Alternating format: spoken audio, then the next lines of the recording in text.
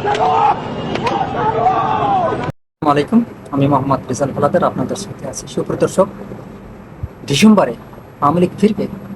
প্রশ্ন আপনাদের কাছে।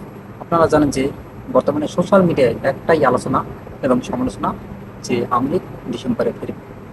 এমনকি হুমকি ধমকিও দিয়েছেন এই বাংলাদেশের যে আলেম সমাজ আছে তাদেরকে।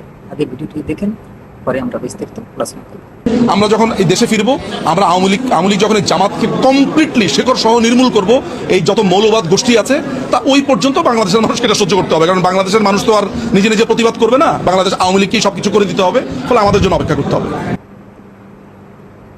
জাতীয় সংসদে বিরোধী দল সরকারি দল আমরা বাহাস করব, কিন্তু যখন সওয়াল আওয়ামী লীগের আসবে তখন আমরা সমগ্র জাতি এক। আমি মুক্তিযুদ্ধ মন্ত্রণালয়কে অনুরোধ করব, যারা আহত হয়েছেন কর্ম করে খেতে পারবেন, ছাত্র জনতার গণ অভ্যুত্থানে 2024 সালে 5ই আগস্ট শেখ হাসিনা সহ এইসব নেতাকর্মীরা পালিয়ে গেছে কোথায়? শুধু ভারতে, আমেরিকা, লন্ডনে, যে যার মতো যে জায়গায় মানে ফাঁক পেয়েছে তারা চলে গেছে। এবং এই গণ অভ্যুত্থানের সময় প্রায় 626 জনের মতো এই বড় বড় হাইব্রিড নেতাকর্মীরা ছিলেন আর্মির তত্ত্বাবধানে। সেটা নিয়ে অনেক নিউজ হয়েছে। এখন বর্তমানে এই সব নেতারা এখনও বাংলাদেশের মানুষকে হুমকি দিয়ে থাকে। তাদের পতনটা যে কীভাবে হয়েছে, তারা কীভাবে যে পালিয়ে গেছে, সে কথা হয়তো বা তাদের মনে নেই বা তাদের ভিতর অনুশোচনা পর্যন্ত নেই। দেখেন মানুষকে কতটা অন্যায়ভাবে মেরেছে, কতটা মানে অত্যাচার করেছে, তার একটা ভিডিও আপনাদের দেখেন, দেখুন।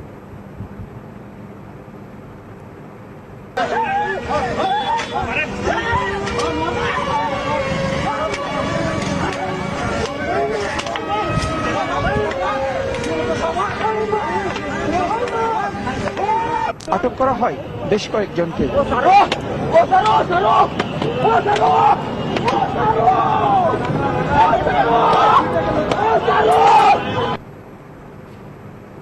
দেখছেন মানুষ কুকুরকে যেভাবে মারে তার চেয়ে ভয়ঙ্কর রূপে মেরেছে এই প্রশাসন, এই পুলিশ, এই আওয়ামী লীগের যে গুন্ডা বাহিনী ছিল তারা।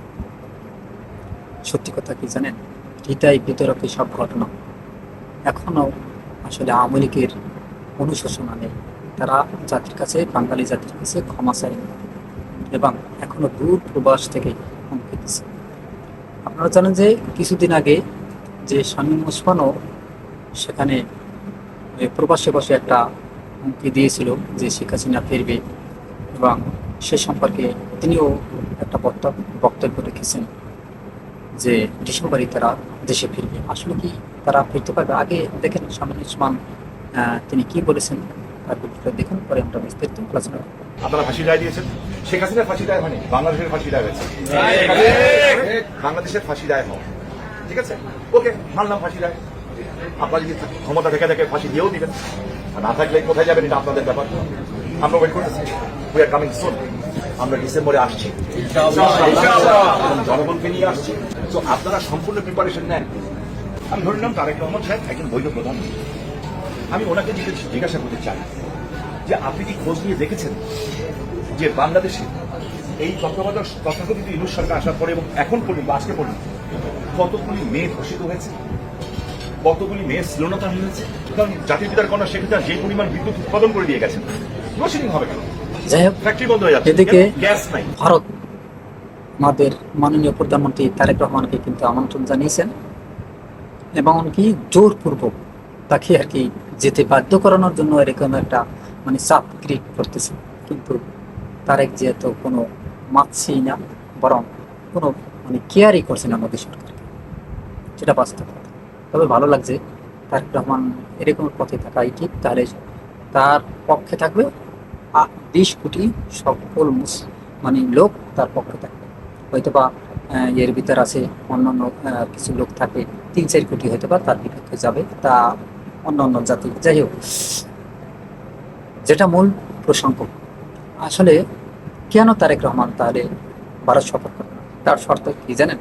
তার শর্ত হয়েছে যদি শেখ হাসিনাকে মানে বাংলাদেশে আইনের হাতে তুলে দেয় ভারত, তাহলে আমাদের যে মাননীয় প্রধানমন্ত্রী তিনি ভারত সফর করবেন, নতুবা ভারত সফর করবেন। এখন কথা আছে যে আপনার সবই কথা আমি শুনবো, আপনি আমার একটা কথা শুনবেন না, সেটা কি হয়? আপনিও প্রধানমন্ত্রী, আমিও প্রধানমন্ত্রী, অর্থাৎ আমি বোঝাতে চেয়েছি নরেন্দ্র মোদীও প্রধানমন্ত্রী এবং বাংলাদেশের তারেক রহমানও প্রধানমন্ত্রী। অতএব যদি টেক অ্যান্ড গেপের একটা কথা আছে না, দিবেন আপনি নেবেন, আপনি দিবেন না আপনি চাবেন কীভাবে? আপনার লজ্জা থাকা উচিত না?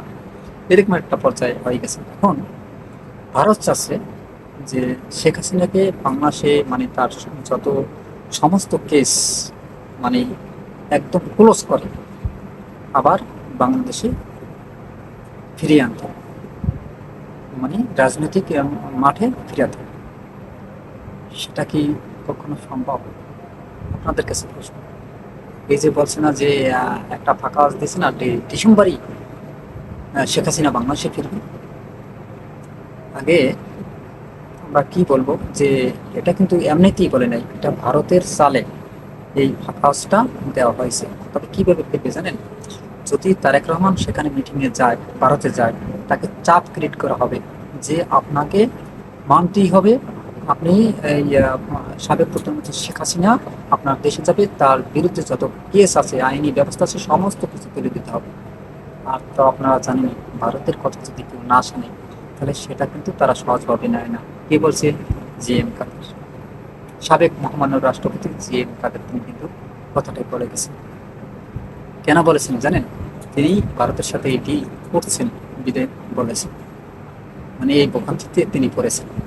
যাই হোক, এখন কি তারেক রহমান কি আসলে কি তাহলে এই ভারত সফর করবে? না। ওদিকেই আপনারা জানেন যে ভারতের এবং তাদের রাষ্ট্রপতি ভবন থেকে একদম মানে মিথ্যা কথা সরিয়ে ফেলেছে যে তারেক রহমান 22 তারিখ ইতে যাচ্ছেন, ভারত সফরে যাচ্ছেন। আসলে কিন্তু এরকম কোনো কথাই হয় নাই। তারেক রহমান ভারত সফরে যাবেনই না যদি শেখ হাসিনাকে তার হাতে মানে আইনের হাতে সুপার্দ না করে ভারত। মূল কথা হয়েছে এটা। এখন অনেকে এই যে কথা বলে যে আমরা ডিসেম্বরে দেশে যাব, ডিসেম্বরে গিয়ে আমরা অমুককে মারবো, সমুককে মারবো, তমুককে মারবো। ভাই, আপনারা মারবেন, আপনাদের টার্মে কি এরা ছিল না? ছিল, এরা ছিল, অবশ্যই ছিল, এবং এরাই আপনাদের পতন ঘটিয়েছে, যেটা সত্যি কথা। এই জামাত যদি না থাকতো তাহলে এই গণঅভ্যুত্থান কখনই সম্ভব ছিল না। কারণ বিএনপির যে প্রধান, সে ছিল কোথায়? আপনারা জানেন, সে ছিল লন্ডনে বসেছিলেন, দীর্ঘ বছর ছিলেন। কিন্তু এখানে বাংলাদেশে কে ছিল? সাবেক প্রধানমন্ত্রী বেগম খালেদা জিয়া। আসলে তার কথা বলাই উচিত না, তিনি একজন শ্রদ্ধেয় পাত্র, তাকে নিয়ে আসলে কোনো মন্তব্য মানে বাজে মন্তব্য করা উচিত না। আসলে তিনি কিন্তু অন্যের সাথে অনেক যুক্তি করেছেন, তাকেও কিন্তু জেল খেটতে হয়েছে। সাবেক প্রধানমন্ত্রী শেখ হাসিনাটা সামান্য অল্প কিছু টাকার জন্য এতটা অত্যাচার নিপীড়ন করেছে বিরোধী দলের মধ্যে। তাহলে মনে করেন এই যে যার মাকে এতটা অত্যাচার নিপীড়ন করেছে, বাড়িতে থাকতে দেয় নেই, ভেঙ্গি ছুরি সব তছনছ করেছে, ঘাড় ধাক্কা ধরে বেদ করে দিয়েছে শেখ হাসিনা। সেই শেখ হাসিনাই কিভাবে দেশে ফিরবে ডিসেম্বরে? প্রশ্ন আপনাদের কাছে। সুপ্রদর্শক, আপনারা কি মনে করেন? আসলে কি আওয়ামী লীগ কি ডিসেম্বরে ফিরতে পারবে কি পারবে না? অবশ্যই আপনার মতামত কমেন্টে জানান। ভিডিওটি ভালো লাগবে আর এই বাংলা নিউজ 24-কে সাবস্ক্রাইব করুন, লাইক ও শেয়ার দিয়ে সবাইকে দেখার সুযোগ করে দিন। সে পর্যন্তই, আসসালামু আলাইকুম রহমতুল্লাহি ওয়া বারাকাতুহু।